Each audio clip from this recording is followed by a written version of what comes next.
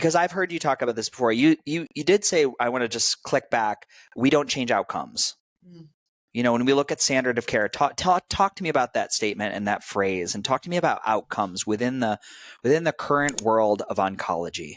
Yeah. So your listeners need to understand that there's only one. So in cancer care and standard of care oncology, first of all, there's only two people that can legally say they treat cancer. Okay. One of them is a board certified oncologist, and the other is a board certified dental surgeon. Those are two populations that can legally treat cancer. So I want your folks to hear that. So when having people like me or other integrative therapists on board, if we're working with people with cancer, we're working with people that happen to have cancer. We are not claiming to treat cancer. So I just want to put that out there. The other weird thing about the oncology space is if you are alive 5 years after your diagnosis, they go to their little booklet and be like, cure, even if you die 5 years and 1 day after. You still get chalked up of, oh, you were alive 5 years after this diagnosis, therefore that is considered a cure, which is really weird. Okay. So it's a talk about just someone choosing their data, cherry picking what they publish about.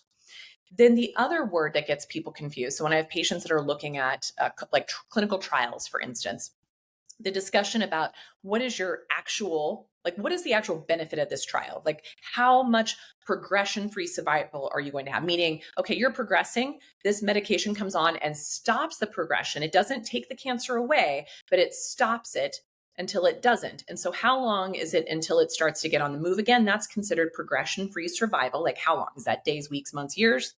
Right? And then the overall survival is overall, what did it do to your longevity? Right? Whether you were on your deathbed for the last 2 years of your life, they don't care about the quality of your life. They just care about the actual numbers on the calendar, days on the calendar. That's what we measure for outcomes, for success. Those are the metrics we measure everything to.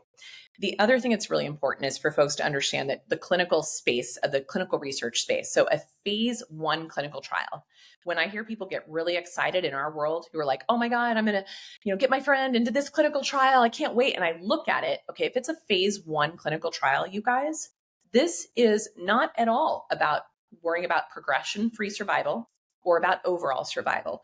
It's simply looking at, will this drug just outright kill this person?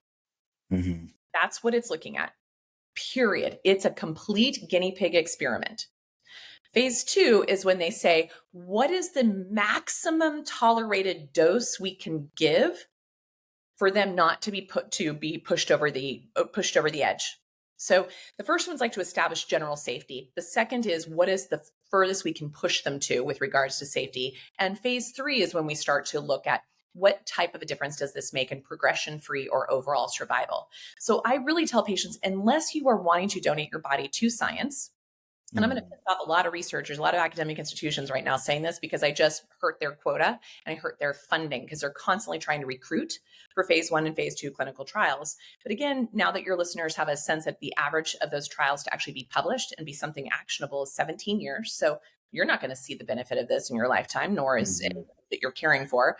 And you don't really know if it's going to do anything until you get to a phase 3.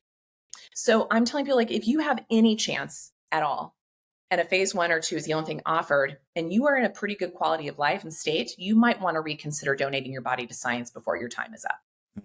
So that's just, I want to have that framework so people understand, because then we finally publish these studies and we say, we see the headlines, we see the sexy abstract titles, and we get like, oh my God, there's a cure for lung cancer. And then you look at it and you're like, oh, it was a mouse study that just showed that these mice, equivalent in human years, extended the life by a few weeks or a few months.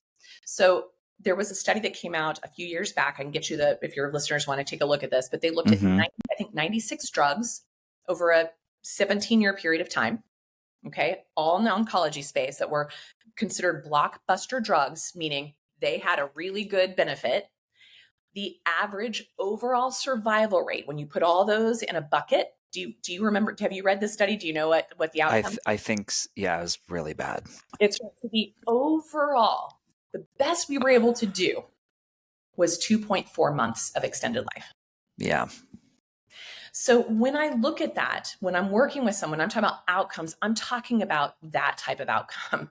That is not, and we're spending billions on studies to get us maybe a few weeks to a few months down the road.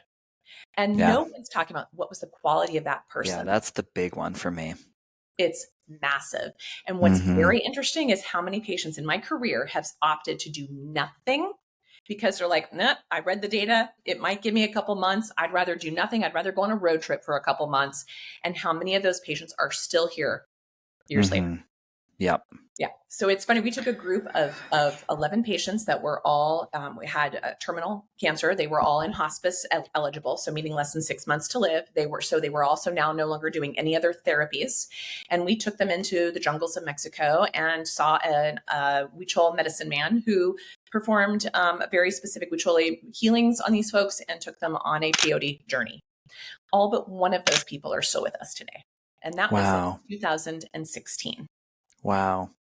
So, that's amazing. Right. And the patients I've had who were the first patients that went through the trials at Harvard for the psilocybin end of life trials, I had 11 patients go through those trials. All of them are still here. And that was in 2010 to 2013 window. Unreal. Yeah. And they were all end stage, so it's like, this is the place where people you don't see those filling up the medical journals. Because then when someone comes to me and hears me tell these stories, like, that's just anecdotal. I'm like, okay, anecdotally, tens of thousands. Tell that to their family. Yeah. Exactly. And that's where I'm like, this is what I'm asking your listeners, for you, for others. Why are we all not shouting from the rooftops about our own? Our anecdotal in one experience is just as valid as these 17-year studies that are looking like there's something here. Right. Yeah. It's